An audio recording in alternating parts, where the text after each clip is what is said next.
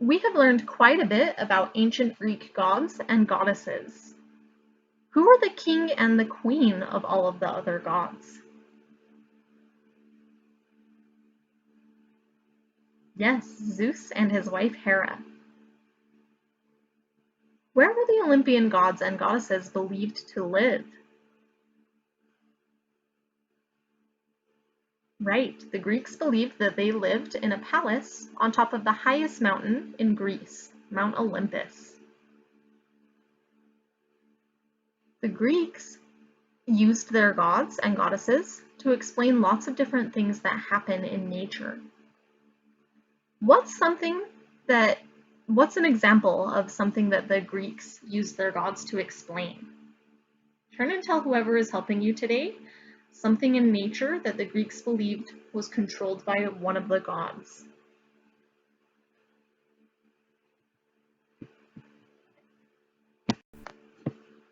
In our last lesson, we learned about the city-state Sparta. Today, we are going to learn about another city-state. We briefly heard about the Athenians when we learned about where the sculptor Myron was from. Myron was Athenian, which means he was from the city-state of Athens. Think back to all of those Greek gods and goddesses that we learned about.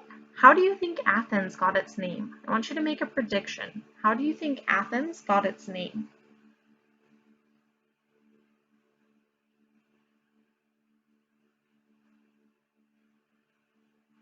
We are going to learn about that today.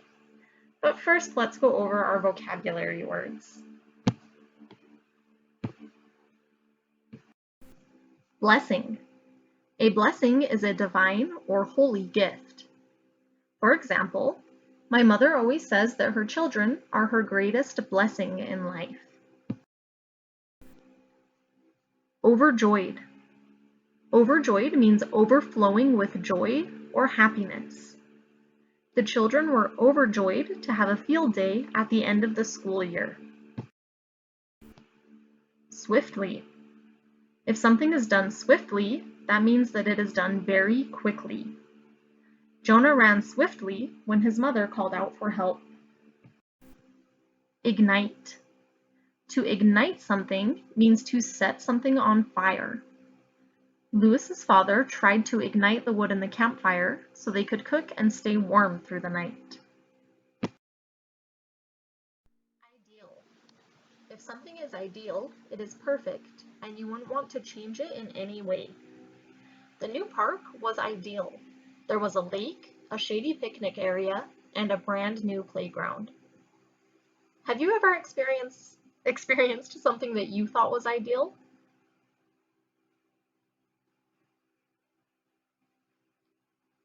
I'm going to say several different sentences. If the sentence I say describes something that is ideal, I want you to say, that is ideal. If what I say is not ideal, say, that is not ideal. All right. A rainy day when you're planning to go to the park.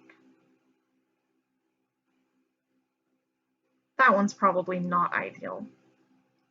A home run for your team when the bases are loaded. That one is ideal. A perfect score on your spelling test. I think that would be ideal too. What about losing your favorite toy? Probably not ideal. And our last one, making the most delicious dinner. I think that would be pretty ideal. Far from the city-state of Sparta, another group of Greeks found the ideal place to build yet another new city-state. That high hill will be the perfect place to build a city around, these Greeks said. There is also a good harbor for boats, just a short distance away. Remind me, what's a harbor? Right, a harbor is where people keep boats. Why do you think the ancient Greeks want to build their city-state near a good harbor?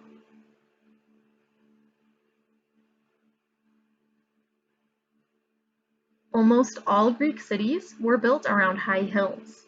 That way, if an enemy tried to attack the lower areas of the city, the people would climb up and gather on the high hill behind the city walls, where it would be harder for the enemy to reach them. Now that this group of Greeks had found just the place they were looking for, they needed a name for their city. One of the Greek stories tells us that while the Greeks were trying to decide on a name for their new city, an amazing thing happened. Two of the gods appeared to the people and spoke to them. The first appearance came when the Greeks were gathered at the nearby harbor. The huge muscular figure of Poseidon rose up from the sea. Who was Poseidon, or what was Poseidon the god of? The sea and of earthquakes. All around him, dolphins leapt and played in the waves, and seabirds circled in the air around his towering head and shoulders that seemed to almost reach the clouds. "Hear me, little mortals," Poseidon boomed. Mortals are humans and do not live forever. The gods were believed to be immortal, meaning they would live forever. Even those farthest from the shore could hear his loud voice. "You would be wise to honor me above all the gods and goddesses, for as Lord of the Sea, I can bring you good luck in your fishing." He lifted his vast hands and said, "Look!" Hundreds of fish leapt from the waves and sank back again. Lowering his hands, Poseidon, who was the god of the seas and of all that cross the seas, including ships, continued, "I can also bless the safety of your fishermen while they ride upon my waves, and see to it that the ships in which your merchants trade move swiftly and smoothly to the distant shores and back home again. I, Poseidon, will do all of these things for you, and more, if you will honor me." The people were overjoyed to hear his words, and turning to one another, they said, "How wonderful! We shall tell Poseidon that we will pray to him above all other gods." But, according to the story, before they could say this to the god of the sea, another voice called out to them, "Hear me, O people, for I too offer you a gift and a blessing." This time it was a female voice they heard, speaking in calm, clear, intelligent tones. Make a prediction. Who do you think is speaking now? All of the people turned in the direction of this new voice and saw before them Athena, the goddess of wisdom and war. Athena told the people, "The gift I offer you is this." She too lifted a hand, but instead of anything as dramatic as hundreds of fish leaping up, all that appeared on the ground was one single, graceful tree.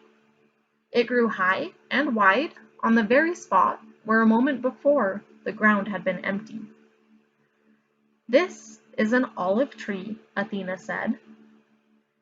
The people did not want to be rude to the goddess, but they whispered to one another, "She offers us one tree? It is very pretty to look at, but it is nothing compared to Poseidon's blessings." What do you think? Whose blessings were a better offer? Who do you think you would choose?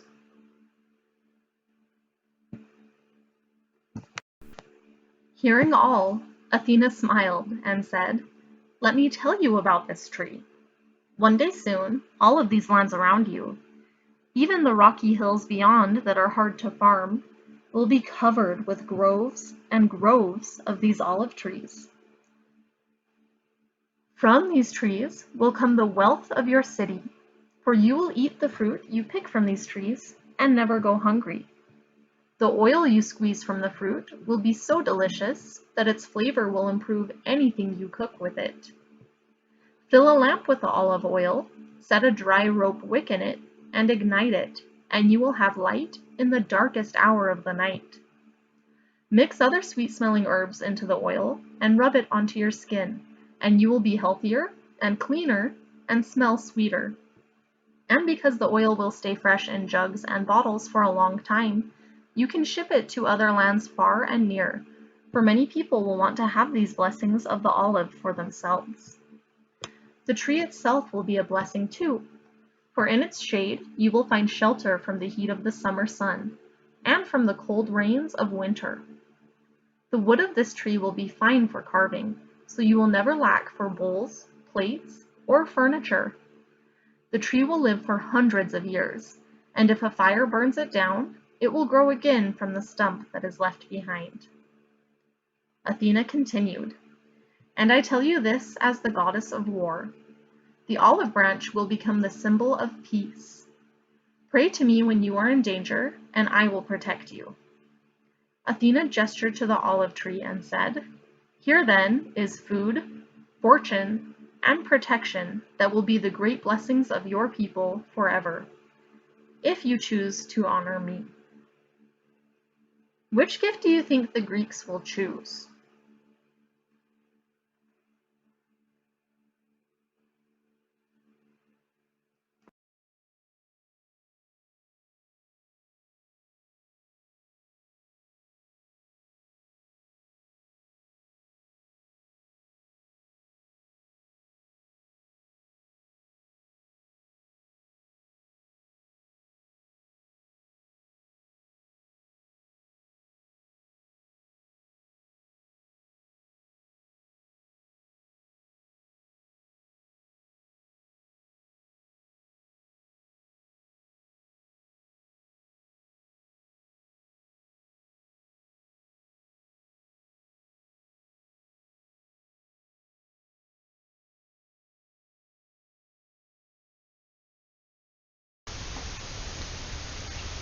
Alright, my friends, we just finished learning about a second Greek city-state. Today we learned about this Greek city-state, Athens. The people who settled the Greek city-state Athens chose a very specific place to build this city-state. Why did they choose the place that they chose?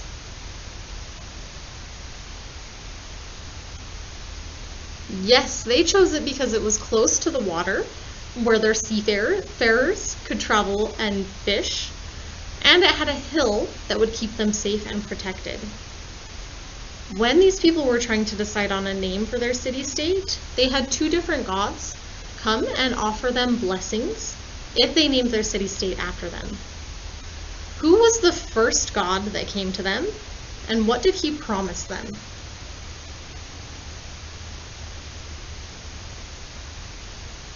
Right, our first god was Poseidon, the god of the sea, and he promised that their seafarers would travel safely on the water and have good luck in fishing. Why do you think that was a good offer for these people? Yes, I think they were probably excited about that because there were many of them that worked as seafarers that depended on catching those fish and selling them for survival. So if they were promised that they would have lots of fish and that they would be safe in their travels, that was probably a very good offer for them. The second god that came to them was the goddess Athena. Athena offered them one tree, an olive tree. And at first they didn't think that was a very good offer. But Athena told them all of the things that they could do with that olive tree. Turn and tell whoever is helping you today a couple of things that Athena said they could do with those olive trees.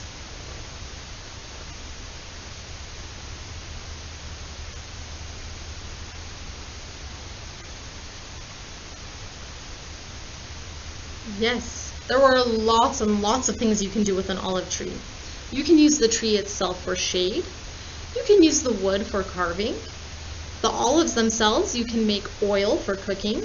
You can use the oil to fill up lamps, and you can trade the oil. The oil will also keep your skin smooth and healthy. There were a lot of uses for that olive tree. What did the people decide in the end? Who did they name their city after? You've got it. They named it after the goddess Athena, and they named their city Athens. We've now talked about Athens and Sparta. What do you think? Would you have rather lived in Athens or would you have rather lived in Sparta?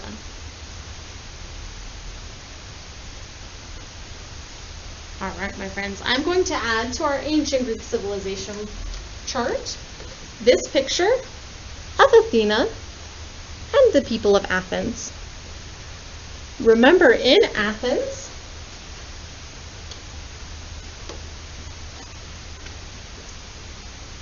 there we go, many of the people were seafarers, and they named the city after the goddess Athena. Inside the city of Athens, the people built this temple to honor the goddess Athena. This temple is called the Parthenon. This is what the Parthenon looks like today. Back in ancient Greece, it would have stood tall and proud without any of this crumbling up at the top. It has crumbled a lot. It also probably would have been pure white back when the ancient Greeks built this. But today, it's kind of crumbling a little bit, and it has yellowed with age. But it still stands, and you can still visit it today. The style of the Parthenon, the style that this temple was built in, is still used in many places throughout the world today. One place that we can see it is in Washington, D.C., our nation's capital. In Washington, D.C., there is a memorial or a big building or structure that was built to honor our 16th president, Abraham Lincoln.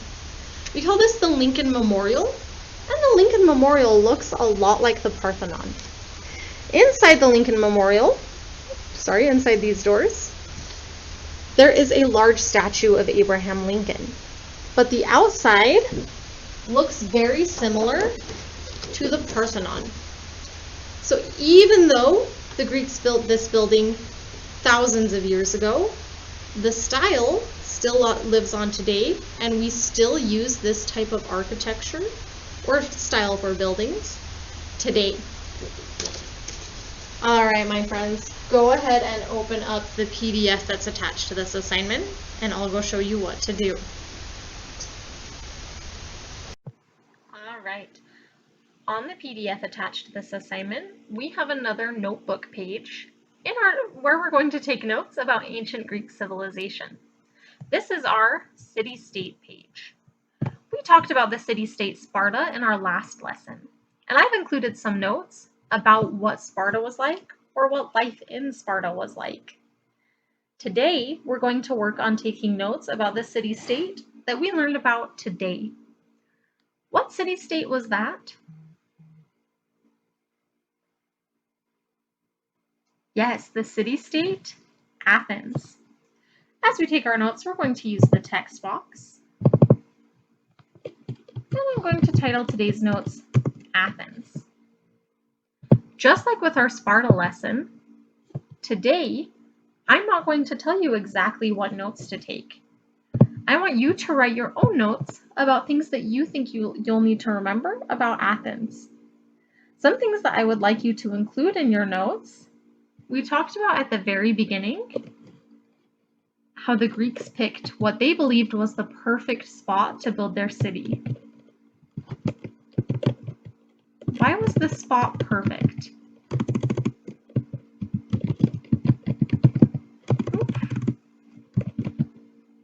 There we go.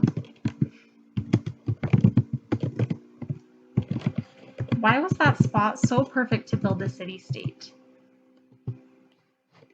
I also want you to tell me, who was Athens named after?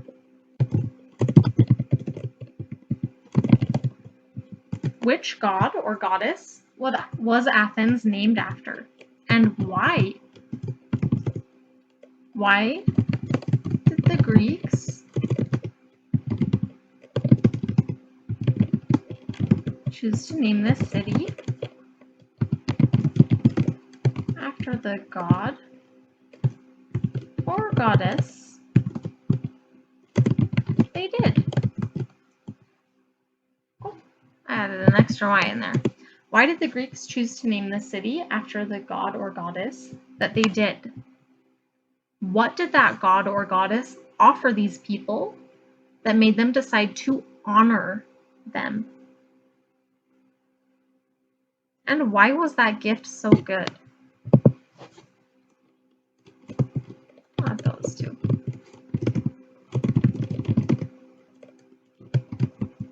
What did the god or goddess offer the Greeks, and why was it a good gift? Why was it a good gift? How was it useful to the Greeks? When you have taken your notes about the city-state Athens, go ahead and turn this one in today.